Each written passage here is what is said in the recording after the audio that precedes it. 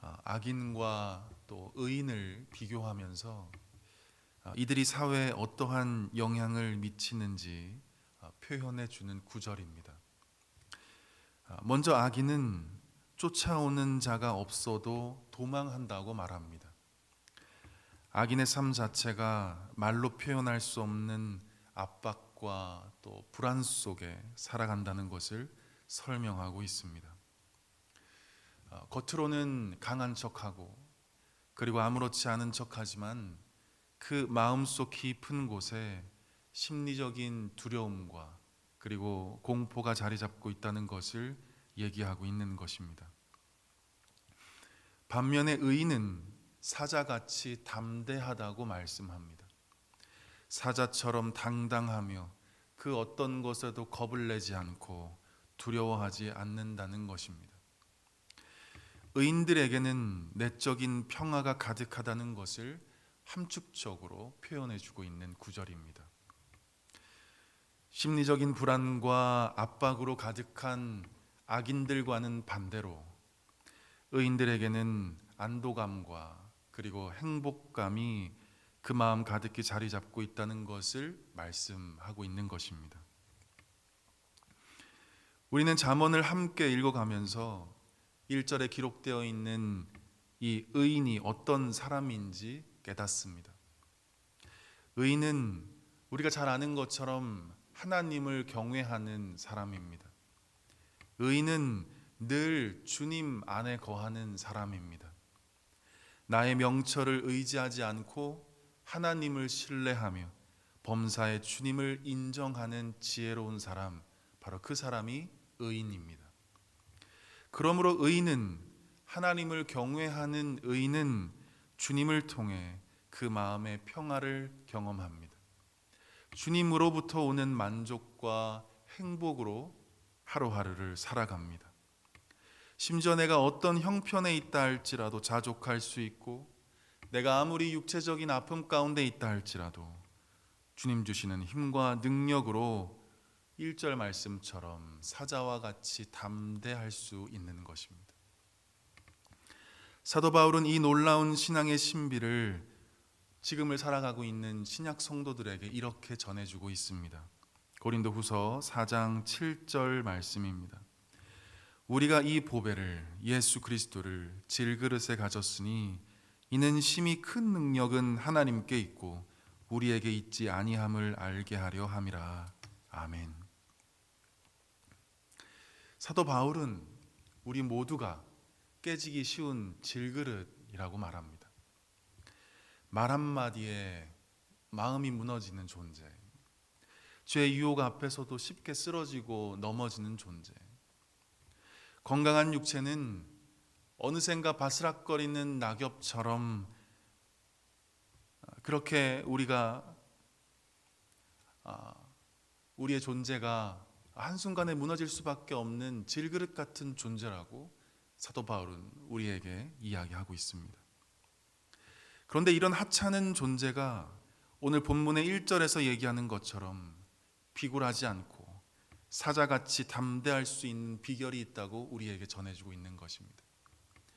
매우 볼품없고 부족한 내가 당당하게 용기 백배하여 이 세상과 맞설 수 있는 비결이 있다고 우리에게 전해주고 있는 것입니다. 우리의 보배가 되시는 예수 그리스도, 그분이 내 안에 살아계시기에, 내게 능력 주시는 우리 주 예수 그리스도께서 우리 안에 왕으로 자정하고 계시기에 우리는 비록 연약하지만 당신의 강함이 사자같이 담대함으로 우리를 통해 나타나게 되는 것입니다. 사도 바울이 자신의 육체의 가시, 질병으로 힘들어하고 있을 때 그가 하나님께 이렇게 믿음의 고백을 드립니다. 내 능력이 약한 데서 온전하여짐이라. 내가 약한 그때의 강함이라. 이 말씀이 무슨 뜻입니까?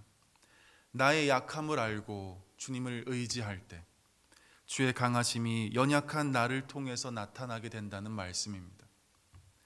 나는 비록 육체적인 질병과 어려움 가운데 있지만, 그래서 내가 믿음의 눈을 들어 주님을 바라보고 주님을 의지할 때 주님의 강함과 능력이 연약한 나를 통해서 사자와 같이 담대함으로 나타나게 된다는 말씀입니다. 그러기에 사도 바울은 아그리빠 왕 앞에서도, 그리고 베스도 총독 앞에서도, 그리고 수많은 고관들이 있는 사람들 앞에서도 담대하게 복음을 전할 수 있었던 것입니다. 사랑하는 성도 여러분, 우리의 담대함의 근원은 이 세상도 아니고, 그리고 나의 성격도 아니고, 오직 예수 그리스도 안에 있습니다. 우리의 내적 평화와 행복의 근원은 오직 하나님 한 분뿐이십니다. 오직 주님 안에 강함이 있고, 오직 주님 안에 참된 만족과 기쁨이 있기 때문입니다. 이 사실을 믿음으로 늘 승리하며 살아가시기를 간절히 축복합니다. 이어서 2절을 보시면 악인과 의인이 사회에 미치는 영향에 대해서 이렇게 설명합니다. 먼저 악인들이 사회에 미치는 영향력을 이렇게 말씀합니다. 나라는 죄가 있으면 주관자가 많아져도, 나라는 죄가 있으면, 이 말이 무슨 말이냐면 한 나라에 악인들의 범죄가 만연해 있으면 이라는 뜻입니다. 한 나라에 악인들의 범죄가 만연해 있으면 주관자가 많아진다, 주권자가 많아진다 말합니다. 다시 말해서 악인들의 범죄로 인해서 수시로 정권이 교체되고 왕들이 새롭게 바뀌어진다는 의미입니다. 그래서 주권자가 많아진다는 것이죠. 그로 인해서 사회는 무질서로 가득하고, 그리고 경제적으로 큰 어려움을 당하게 된다는 말씀입니다. 이 모든 고통은 민생들이 고스란히 짊어져야 하는 것이죠. 악인들의 범죄가 이 공동체에 심각한 해악을 끼칠 수 있다는 것을 지금 말씀해 주는 구절입니다. 반면에 2절 두 번째 문장을 보시면 명철과 지식 있는 사람으로 말미암아 장구하게 되느니라 말합니다. 명철과 지식 있는 사람, 1절에서 언급되어 있는 사자같이 담대한 의인, 하나님을 경외하는 지혜로운 사람을 지칭하고 있는 단어입니다. 이들로 인해서 나라가 장구하게 된다, 나라가 유지되고 그리고 평안을 누릴 수 있게 된다는 의미입니다. 지혜롭고 의로운 사람이 국가에 큰 유익을 끼치게 된다는 것을 알려주고 있습니다. 사랑하는 성도 여러분, 우리는 이 말씀을 통해서 한 가지 큰 지혜를 발견하게 됩니다. 악인과 의인의 삶이 자기 자신에게만 영향을 미치는 것이 아니라 한 사회 공동체, 그리고 나라, 국가에까지 결정적인 영향을 미친다는 것입니다.